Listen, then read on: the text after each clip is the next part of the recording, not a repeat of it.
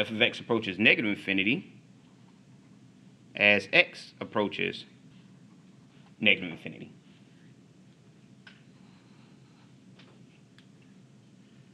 Okay. So if we get that one, then we multiply it by -1. So just like all the other ones, it just flips over the x-axis.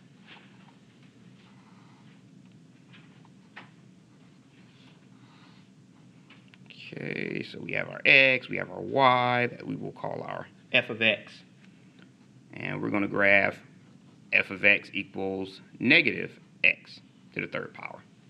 So if it flips over the x-axis, instead of this going up, this just kind of flips over, and this one flips going up. So now you just have it looking like that.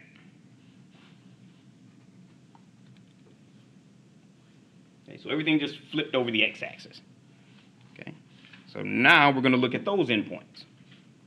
Okay, so we know that as x gets bigger, our f of x gets smaller and smaller.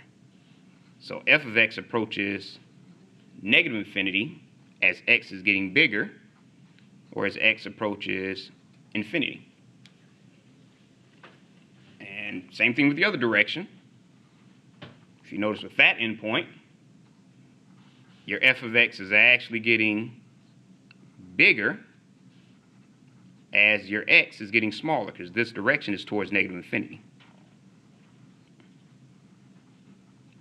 Okay, so if you notice with these two, they have the same endpoint directions. Oh, move that up out the glare a little. Okay, both of them have f of x equal, well, not equal, should be approaches. Don't know why I put that there. F of x approaches infinity as x approaches negative infinity for both of these, and f of x approaches negative infinity as x approaches negative infinity for the left side of both of those. Okay, and the reason why, and really if you want to, you can just remember these two and either one of these two. Doesn't matter, because both of them have the same direction. So you don't have to remember all 6. You want to remember at least the x squared and either the x or the x to the third. And I'll show you why in a second. On the test, you're going to give us the graphing and you ask us where is the endpoint? Yep, it's going to have what direction are the endpoints. And then you have to give you like the f of x is like to the negative infinity as... Yep, so the options could be f of x. They may have a, where a may be f of x approaches negative. They may give you this for a. They may give you this for b, or they may switch them up. Do you need to work on the graphing also? No, they'll usually, for graphing problems, they'll usually provide you with options. At least if you show me how you came up with, you don't have to show all of your work. You can just say, okay, I saw this and that's how I came up with it. That's good enough. So you don't have to show like each individual step for something that's really quick. All right. All right, I'll leave that up for a few more seconds. Oops.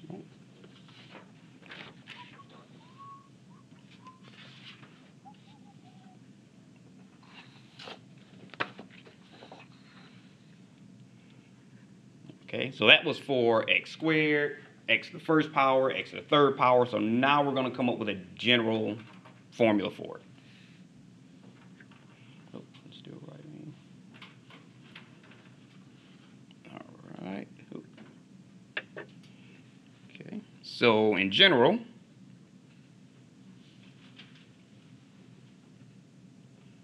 okay, so let's say we have some function f of x equals your lead coefficient and nth degree plus your next coefficient plus your next coefficient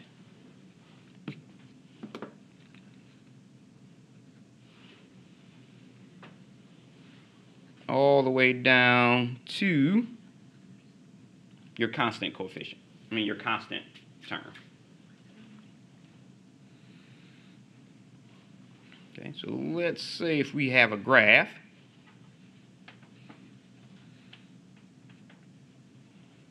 Okay, and we know that